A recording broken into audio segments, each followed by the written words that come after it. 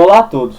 O presente trabalho, composto pelo grupo César Frazão, Giovanni Oliveira, Thiago Almeida Cardoso e Yuri Alexandre Diogo, todos alunos do curso de Engenharia de Controle e Automação do Instituto Federal de São Paulo, turma 6, cujo professor responsável Danilo Bueno. Este trabalho visa apresentar um pouco sobre a norma regulamentadora 10, conhecida no mercado como NR10, com um ênfase no tópico 10.8 da mesma, que fala sobre a habilitação, qualificação, capacitação e autorização dos trabalhadores. Bom, ao longo deste trabalho serão abordados os seguintes tópicos: uma visão geral sobre a NR10, o seu lançamento, a sua origem e os motivos da mesma, o objetivo da aplicação da NR10, suas medidas de controle, o propósito da norma, o tópico 10.8 e seus subitens, exemplos, comentários e também conclusão.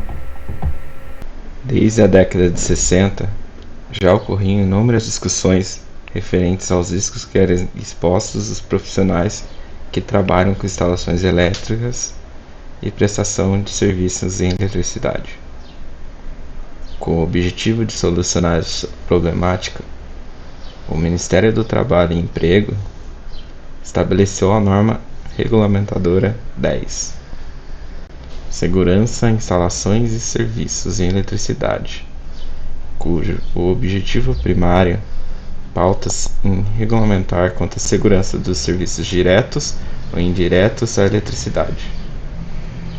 Também fica sob responsabilidade da norma garantir a saúde, segurança e integridade física dos profissionais envolvidos de forma direta ou indireta na prestação de serviços nessa categoria.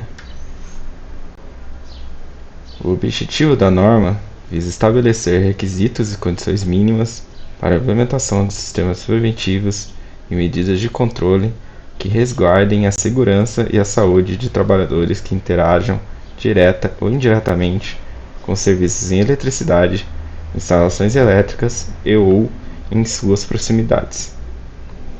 A NR10 é aplicável em várias etapas em relação à eletricidade, como geração, distribuição e consumo de energia elétrica, contemplando um total de 5 fases, sendo elas o projeto, a construção, a montagem, a operação e a manutenção. Bom, dando continuidade aqui ao objetivo, vamos conversar agora sobre as medidas de controle que devem ser adotadas para que a gente garanta, que a norma ajuda a garantir todos os sistemas de segurança no trabalho quando está falando sobre eletricidade, tá? Então, a primeira coisa que a gente tem que levar em conta é que as empresas elas devem manter atualizados os diagramas unifilares, certo? Então, em indústrias, em fábricas ou até mesmo instalações residenciais que tenham um porte considerável, é importante os diagramas unifilares sempre estarem atualizados para caso ocorra algum tipo de manutenção, tá o diagrama ali sempre bem atualizado para que o próximo profissional que for atuar saiba como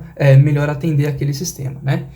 Outro ponto, as especificações do sistema de aterramento e dispositivo de proteção. Então, também nos documentos responsáveis ali pelaquela localidade, é importante tudo estar bem documentado, principalmente sobre o sistema de aterramento, que é algo bem delicado nos circuitos elétricos, que causa às vezes bastante problema, e os dispositivos de proteção, que estão ali normalmente no quadro, todos os DRs, disjuntores e tal. Então, especificar e ter aquilo documentado é muito importante para os profissionais que venham atuar nessas manutenções, nesses próprios circuitos, tá? Para as instalações maiores que 75 kW, é importante a gente colocar que deve sempre existir aquele prontuário de instalações elétricas, tá? Que é um outro documento que abrange as informações pertinentes à instalação elétrica daquele local e também os trabalhadores certificados para poder atuar naquele local, tá?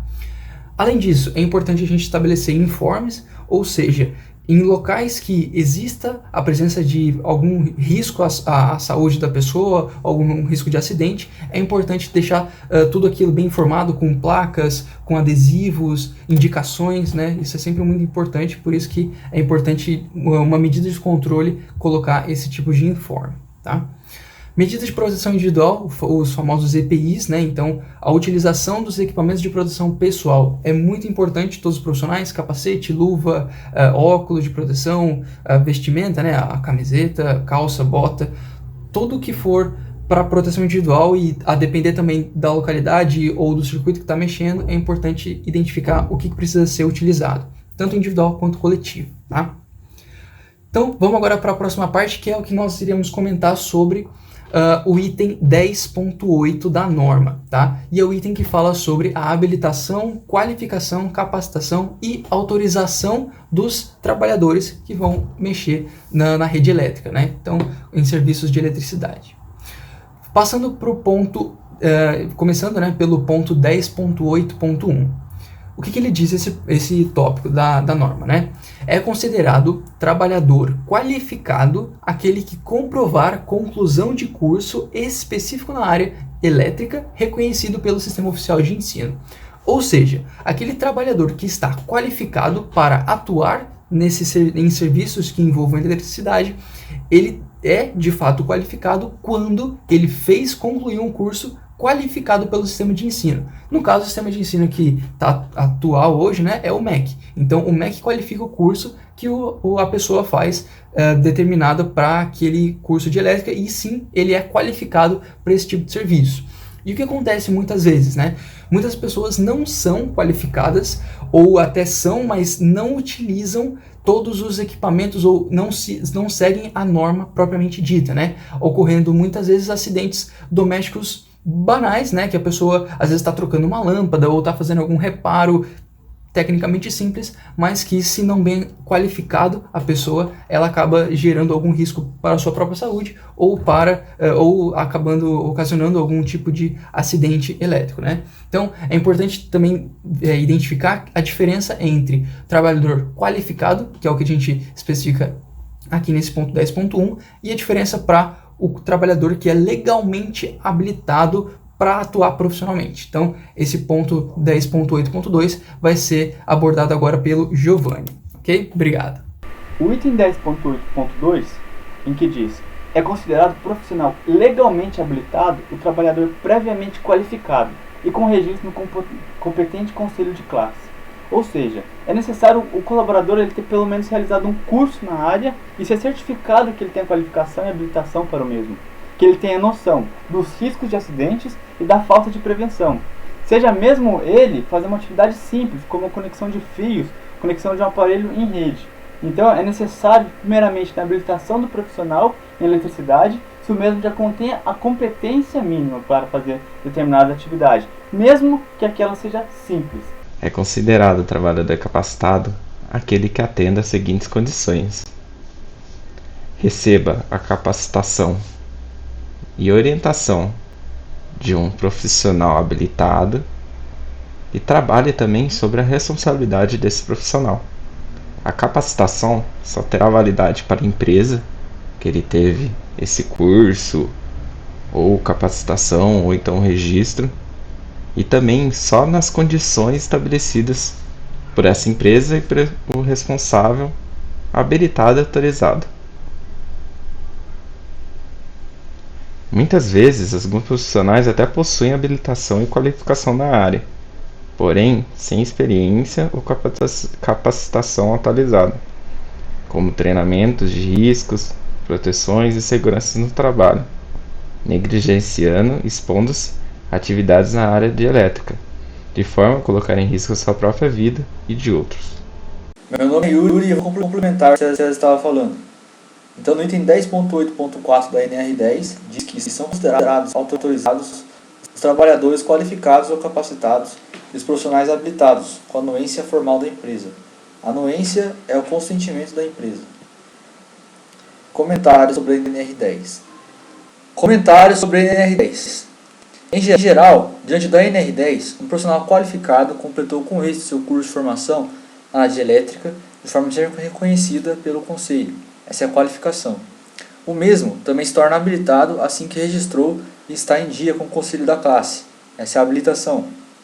E o profissional capacitado é aquele que já tiver a qualificação e habilitação para exercício da atividade, de modo a trabalhar sob a responsabilidade de profissional habilitado e autorizado. Vale ressaltar que esta capacitação é apenas válida na empresa em que trabalha, mantendo-se a anuência da certificação da empresa em que trabalha, ou seja, o consentimento da empresa também, de forma a estar claramente identificados no registro do trabalhador, o mesmo está autorizado a exercer atividades em instalações elétricas.